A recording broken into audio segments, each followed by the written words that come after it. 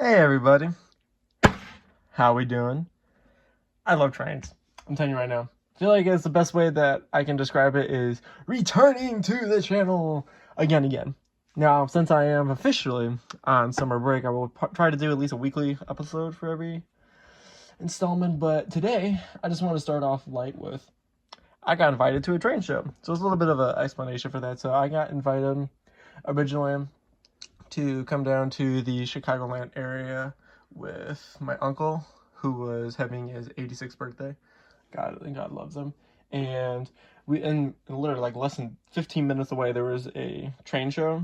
I think it was one location on the Great Midwest Train Show.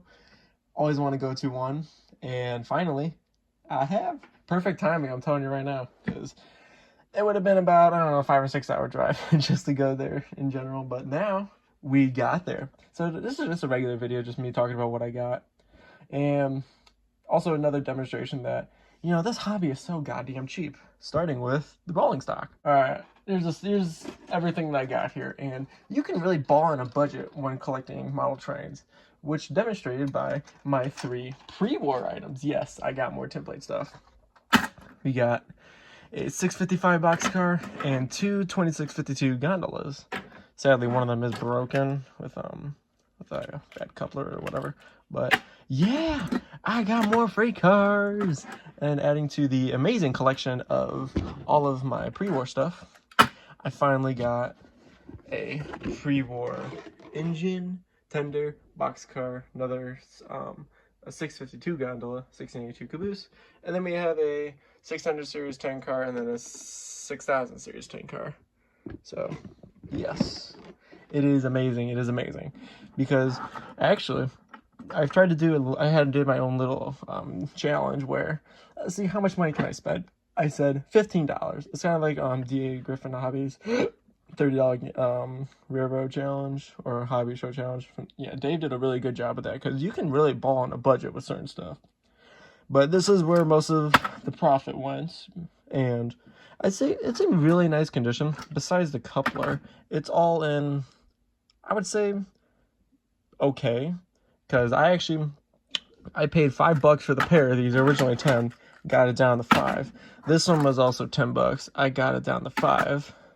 And the next 2 items here are actually pretty funny because No Joke, the seller said that he was getting rid of this stuff and he didn't care what price. So, my goofy booty had to be like, hey, I'll go for the lowest dollar possible. And this is actually some post-war stuff.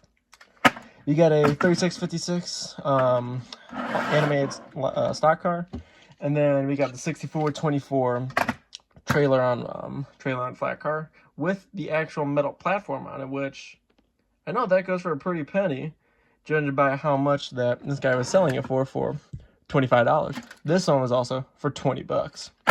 He said straight up he didn't care what price they gave, so I got $1 for the pair. I'm telling you, you can get good money out of these, out of cheap rolling stock. And a post-war one with the bar end trucks, dude. Even an animated car. I don't know if this is really animated because there's no wires on this at all. There's no vibrator in here, and I didn't get the cows with the car, so it's not like, it's like a weird hybrid where someone took out the motor. But hey, still, more post-war the better. And also, this car alone is like worth than $30, a little bit more than what the seller originally asked for it. But if I can get this tag off, yes. It's way worth more than $25, I'll tell you that, because bar end trucks with like the weird protruding knuckle, or at least the tab for the knuckle, and with the metal platform, dude, that's like $30 right here. And especially it's black. I always see these in red, so getting a black one is pretty cool. And yeah, with the pre-war stuff, it's like hit or miss whether it's in extremely bad condition or mediocre for an extremely good price. And I got pretty much close in the middle with that. But you don't want to hear me rambling too much. Let's get all these freight cars onto the layout. All right, we have made it to the layout, and this is the consist that we have. Finally, we can run this GP20 on our layout since we got the command control. We got the flat car there with the metal platform. We're supposed to hold the trailers. This is the best way I think the trailer's supposed to go on. Then back on yonder, we got the livestock car And then in the inside, we got my trusty little Atlantic, beat the shit. And then pulling all of our new freight cars from the pre-war era. Yeah, don't mind the passenger cars, I was playing with those yesterday. But yeah, finally, since we have some command control here, let's get this GB20 going. Now, I did get a program in it on the remote, so we finally get the full capability and the potential. Yeah, I'm trying to set this camera up properly. There we go. Now I get the full potential and ability to hear this thing roar.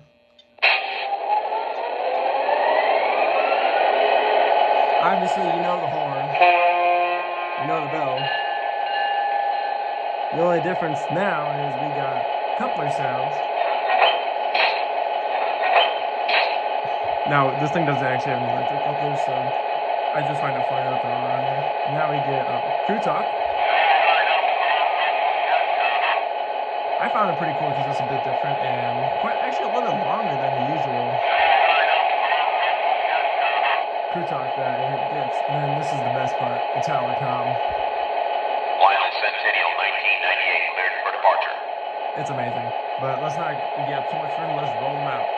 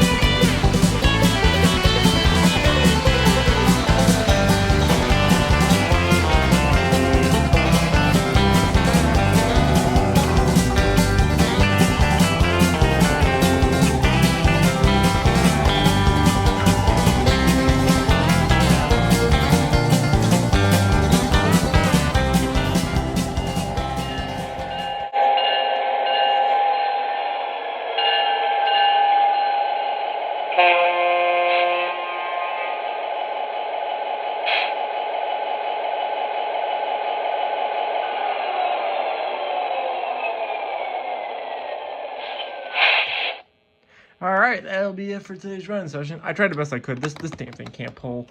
It can pull. You know why? Because these damn nylon gears, plastic gears can't do crap. And also, shockingly, a lot of engines cannot pull that template freight train. So that's why I had to switch over to the Hudson. And even then, this thing can't pull it. We'll give it some leeway, though. It is missing, I don't know, a lot of traction tires. But, yeah. It is definitely a heavy pull for some of these engines. But yeah, that's gonna wrap it up for today's video. I just want to do something really short saying, hey, I'm back, all that stuff, and I got some new stuff. And yeah, that's gonna wrap it up for today. Like, comment, subscribe, you know, the bell icon. Also for the latest gameplay review of train game, please check it out. I do greatly support if you're able to share it because I worked really hard on that, and I also thought it was pretty funny. But yeah, that is it for this video. This is the Northwestern Central Railroad signing off. Have a very nice day.